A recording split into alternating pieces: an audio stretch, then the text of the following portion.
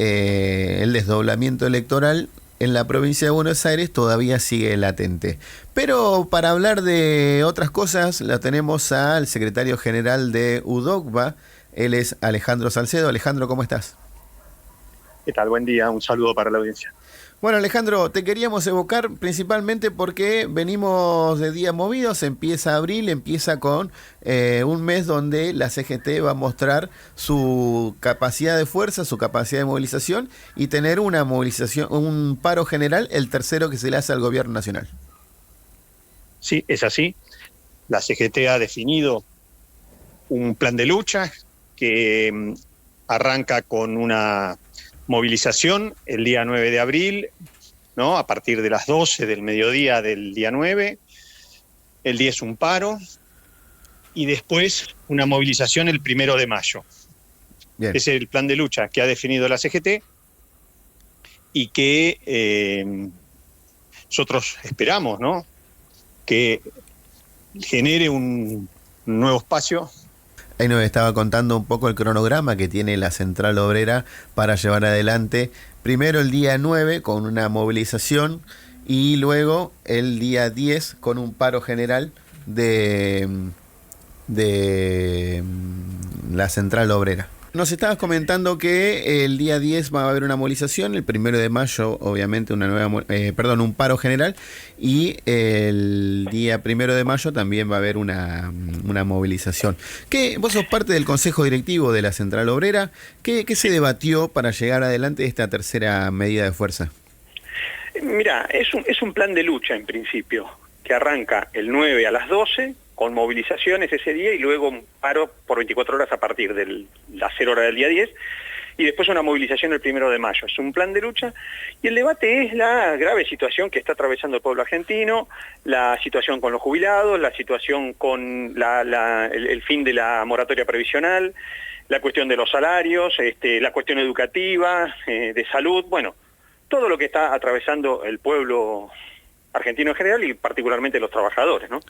Ese fue el debate y la decisión fue unánime en cuanto a que se lleve adelante este plan de lucha que recién decía que yo espero que sea un nuevo puntapié, como lo ha sido el año pasado en el primer semestre, que la CGT se había puesto al frente y que había generado condiciones para los trabajadores. En un momento en el que, también hay que decirlo, un sector de los trabajadores en Argentina votó al actual presidente. El actual presidente fue bastante claro con el ajuste, con que iba a ser un ajuste, pero bueno, eso está cambiando, se está revirtiendo, el apoyo al presidente está bajando sensiblemente y es por eso que nos parece que este plan de lucha interpreta el sentir de gran parte de la clase trabajadora, del pueblo trabajador. Hasta hace un tiempo nosotros contábamos que la motosierra de Javier Milei llevaba adelante el despido principalmente en el sector estatal, pero también repercute en la cuestión privada, y eso imagino que la central es lo que mira más. Pero ¿precipitó esa feroz represión que vivimos aquellos que estuvimos en la plaza ese miércoles en la marcha de los jubilados? ¿Precipitó esta medida de fuerza de la CGT? Puede ser que haya sido como la gota que rebalsó el vaso, porque es un conjunto de cosas lo que ha permitido llevar adelante este plan de lucha, pero también decir que no es solamente, hay cualquier cantidad de despidos en la actividad privada, y hay desvinculaciones de las empresas que no se llaman despidos técnicamente, pero que son despidos encubiertos. A un trabajador le dicen, te ofrezco este retiro voluntario, que no es jubilación ni despido, es un retiro voluntario, pero que viene a funcionar como un despido, porque si ese trabajador no toma el retiro voluntario, lo despiden. Entonces, y después los adelantamientos de vacaciones, los achicamientos de jornada semanal, bueno, distintos mecanismos que llevan al deterioro del trabajo en la Argentina, el tema salarial, ¿no? La pérdida del poder adquisitivo de los salarios. Por eso nosotros como docentes de la provincia de Buenos Aires reclamamos urgente devolución de todas las sumas que el gobierno nacional le quitó a la educación, a las escuelas, a los docentes, a los alumnos que llegaban a través de la provincia de Buenos Aires, que los restituya de manera urgente. Este va a ser uno de nuestros reclamos en el paro general del día 10, que el año pasado se estimó en alrededor de 2 billones de pesos, 2 millones de millones. Por lo tanto, es muchísimo dinero. ¿Podés repetir esa cifra? La cifra, que Sí. según me llegó a mí, de organismos oficiales de la provincia de Buenos Aires, es que la provincia perdió fondos destinados a docentes, alumnos, a escuelas, en sus distintas áreas, distintos ítems, de 2 billones de pesos, 2 millones de millones. 2 billones, o sea... 2 billones de pesos, sí. Hoy le estamos... Y hoy lo escuché decir al ministro de Economía de la provincia que en total la provincia perdió 3 billones 700 mil millones, 3,7 billones, de los cuales alrededor de 2 billones estaban destinados a educación, y de los cuales el monto más importante es el monto del FONIT, del Fondo Nacional de Incentivo Docente, que es entre un 15%, alrededor de un 15 o un 20% del salario de un docente. Entonces, claro, estamos hablando de para el bolsillo, para llevarlo al llano del que nos está escuchando. Directo al bolsillo de los trabajadores. 150.000 pesos más o menos para un cargo doble. Aproximadamente. Perdón, discúlpame que no te escuché. ¿Serán 150.000 pesos para un cargo doble? Sí, depende de cómo sean las cuentas, ¿no? Pero ponele que sea así. Entonces, 160, dependiendo de cómo se aplique la inflación, porque si se aplica la inflación publicada es una cosa, si la inflación real es otra, pero bueno, ronda entre el 15 y el 20% del salario del docente. Pero además, ha quitado los subsidios al transporte, tan necesarios para un trabajador y más para un docente. Ha quitado los subsidios a las tarifas. Todos estos fondos que estoy diciendo iban al bolsillo de los trabajadores, y eso no está más. Pero claro, ¿cuál es el renglón? En noviembre del 2023, diciembre del 2023, el renglón más importante en el presupuesto nacional era Seguridad Social. Sí. Jubilaciones, pensiones, AUH, ¿no? Sí. Y pasado un año, el renglón más importante es el servicio de la deuda externa. Bueno, está muy claro para dónde quiere gobernar el actual presidente, el gobierno nacional, y me parece que está muy bien que la CGT genere los mecanismos, los dispositivos necesarios para enfrentar esas políticas, ¿no? Que, reitero, son políticas que en su momento tuvieron un gran apoyo, porque el presidente fue bastante claro en decir que venía con un ajuste, ¿no? Recordemos, a falta de mayor explicación, recordemos la motosierra. La motosierra era, me acuerdo hace muchísimos años había uno que decía lápiz rojo, ¿no? Sí. por ser una cosa suave. Ahora vino uno y dijo, bueno, yo voy a aplicar la motosierra. Voy a ajustar al 15% del PBI. Puede ser que gran parte del pueblo argentino haya estado enojado con el gobierno anterior, que me parece que tenía cuestiones para mejorar, criticables, pero no tomó dimensión un sector importante de la sociedad argentina a qué se refería Milei con la motosierra, porque no es solo que hay ajuste, hay una resignación de la soberanía, inclusive, hay primarización de la economía, ¿no? Los sectores que más crecen son los sectores primarios, inclusive de los recursos naturales. Sí. Y todo lo que es industria, comercio, construcción, que son los sectores que más trabajo generan, están todos a la baja. Alejandro, antes de pasar a la cuestión bonaerense, déjame consultarte porque la semana pasada, leyendo el boletín oficial, nos encontramos con que el gobierno nacional aplicaba un premio a aquellos funcionarios que más despidos lleven adelante dentro de sus áreas, y era como una retribución a la motosierra en este caso. ¿Qué repercusión tuvo eso dentro del Consejo de la CGT? Si pudiste dialogar con aquellos sectores que quizá están más propensos o más expuestos ante esta iniciativa. No tuve específicamente repercusiones sobre eso, pero forma parte de lo mismo, ¿no? No sé, hace poco tiempo era impensado que el candidato a presidente muestre una motosierra y que gane. Ahora, no solo mostró la motosierra, sino que premia a aquellos que despidan más gente. No sé, ¿qué es lo que tiene que pasar para que el presidente pierda los apoyos? Porque ha perdido apoyos, pero sigue teniendo un número importante de apoyo igual. Es una vergüenza que es al revés. Hay que generar trabajo, y trabajo de calidad, de mayor calidad posible, de valor agregado. Porque si no, van a someter a la Argentina a bueno, a la pobreza, a la miseria ya estructural, porque más de la que hay, que hay mucha, y que eso los gobiernos anteriores tampoco lo pudieron resolver, pero esto es el remedio para profundizarla.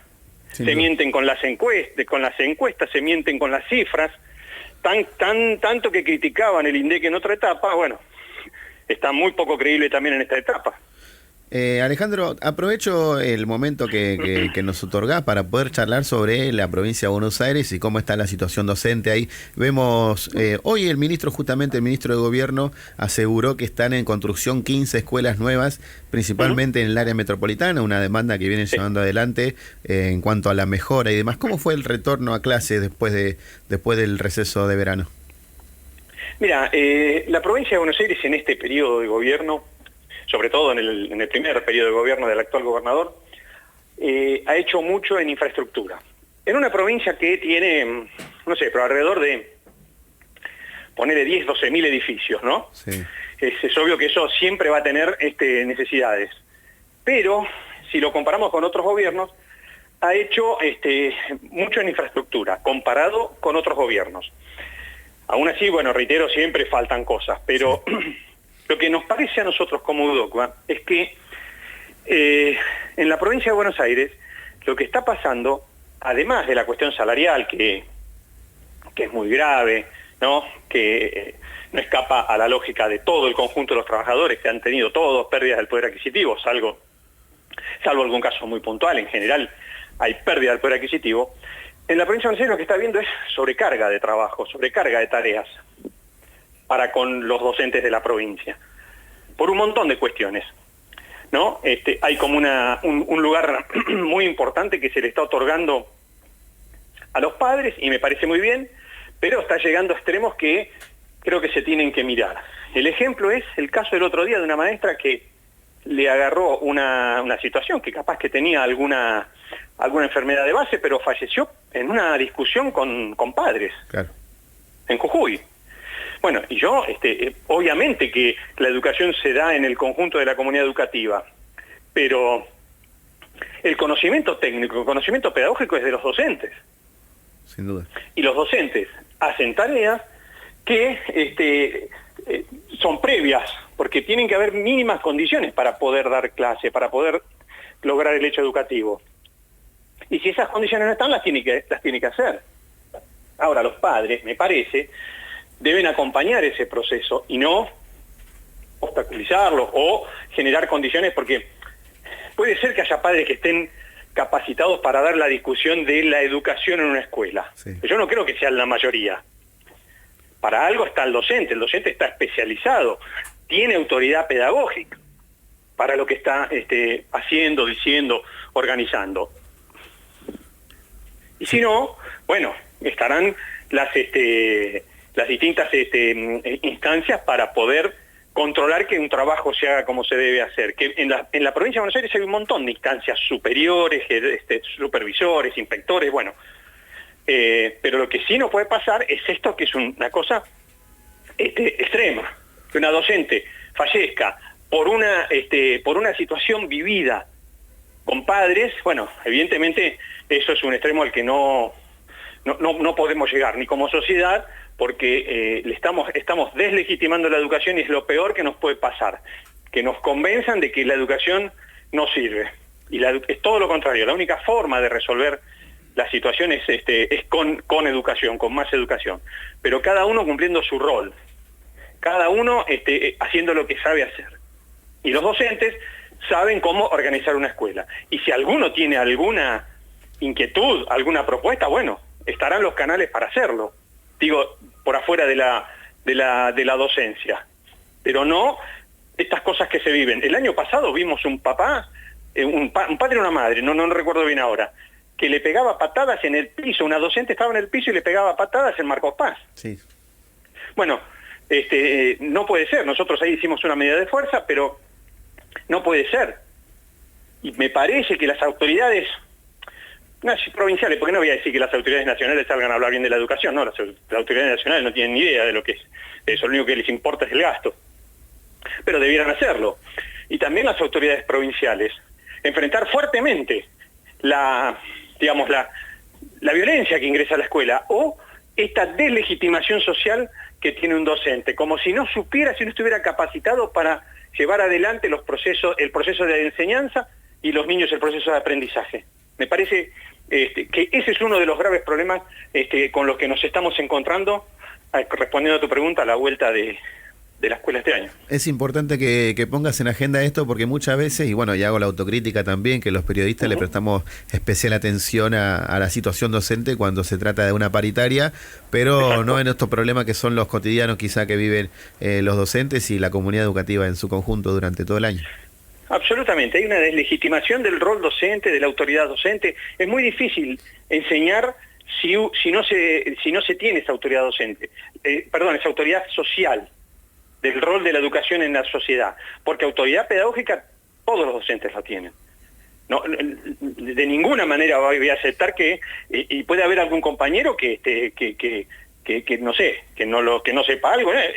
Casos va a haber siempre. Sí. El conjunto de la docencia bonaerense, y me animo a decir en Argentina, tiene las condiciones técnicas, pedagógicas para llevar adelante la tarea. Lo que está pasando es que un sector que tiene potencia mediática, comunicacional, deslegitima el rol, deslegitima la educación en su conjunto. De hecho, el primer candidato a diputado de la lista ganadora en la provincia de Buenos Aires, bueno, ganadora no, porque en la provincia ganó la lista de Unión por la Patria, pero la lista oficialista que terminó poniendo el presidente, esa persona dijo que tenía que no está bien que sea obligatoria la educación. Que se va, si el chico quiere ir a trabajar con el padre a la tornería, que se vaya a la tornería.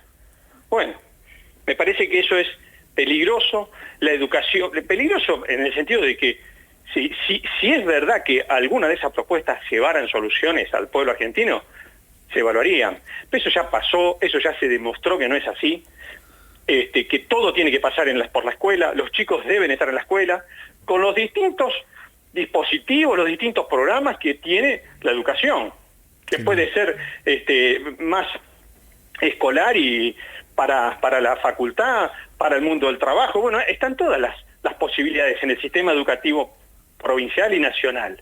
Lo que no se puede plantear es que no estén los menores de edad en una escuela preparándose, capacitándose. El sistema educativo, no tenemos ningún problema en discutir las reformas, las mejoras, ¿no? Lo que haya que discutir, pero siempre que el sistema educativo exista, que sea universal para todos los niños y que sea obligatorio. Alejandro, muchas gracias por tu tiempo. No, por favor, gracias a vos. Alejandro Salcedo, secretario general de UDOCA, pasaba por Diagonal a Contramano, nos contaba un poco los detalles sobre la situación que atraviesan los docentes en la provincia de Buenos Aires, pero haciendo hincapié también en la próxima medida de fuerza que realizará la CGT, miembro él del Consejo Directivo de la Central Obrera, que